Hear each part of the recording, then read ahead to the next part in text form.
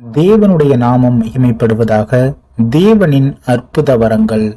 கலாத்தியர் 3:5 அன்றியும் உங்களுக்கு ஆவியை அளித்து உங்களுக்குள்ளே அற்புதங்களை நடப்பிக்கிறவர் அதை நியாய பிரமாணத்தின் கிரியைகளினாலேயோ விசுவாச கேள்வினாலேயோ எதினாலே செய்கிறார்.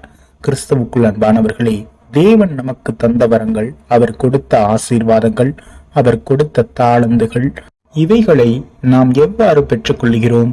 தேவன் நம் மீது வைத்த அன்பினாலே, தம்முடைய ஒரே பேரான குமாரனாகிய இயேசு கிறிஸ்துவின் தூய இரத்தத்தினாலே நம்மை கழுவி பரிசுத்தப்படுத்தி நம்மை இந்த பூமியில் நிலைநிறுத்தி இந்நாள் வரைக்கும் காத்து வழிநடத்தி வருகிறார். அவர் மீது நாம் வைக்கும் விசுவாசம். இயேசு கிறிஸ்துவின் தூய இரத்தத்தினாலே நான் ரட்சிக்கப்பட்டேன், என்னுடைய பாவங்கள் கழுவி நான் பரிசுத்தமாக்கப்பட்டேன், தேவனுடைய ராஜ்யத்திற்காக, தேவ சித்தம் செய்வதற்காக என்னை அர்ப்பணிக்கிறேன் என்று தாழ்த்தி அவரண்டை ஒப்புக் கொடுக்கிறவர்களுக்கு தேவன் தம்முடைய ஆவியினாலே அபிஷேகம் செய்து அவர்களை பயன்படுத்துகிறார்.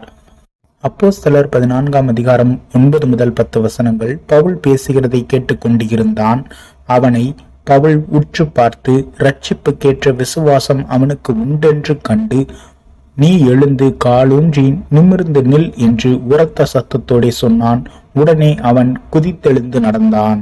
கிறிஸ்துவுக்குள் அன்பான சகோதர சகோதரிகளே, நாம் இந்த வசனத்தில் காண்கிறோம், பவுல் பேசத் தொடங்கிற போது அவர் ஒரு சகோதரனை உற்று பார்த்து அந்த சகோதரனுக்கு இரட்சிப்புக்கேற்ற விசுவாசம் உள்ளதென்று கண்டு அந்த சகோதரனுக்கு அற்புதங்களை செய்தார் என்று நாம் வாசிக்கிறோம்.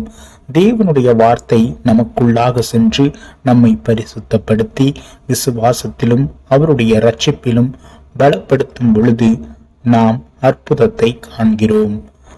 கிறிஸ்துவுக்குள் பிரியமானவர்களே, நம்முடைய வாழ்விலும் தேவன் அற்புதங்களை செய்ய நம்மை நாம் தாழ்த்துவோம், அவரிடம் அர்ப்பணிப்போம், அவருடைய வார்த்தையை விசுவாசிப்போம், இரட்சிப்பின் அனுபவத்தை பெற்று நாம் அதில் உறுதியாக நிலைநின்று தேவனை மகிமைப்படுத்துவோம். நிச்சயம் நம் வாழ்வில் தேவன் அற்புதங்களை செய்வார். அவர் நாமம் அதிசயம், அற்புதம். ஆமீன்.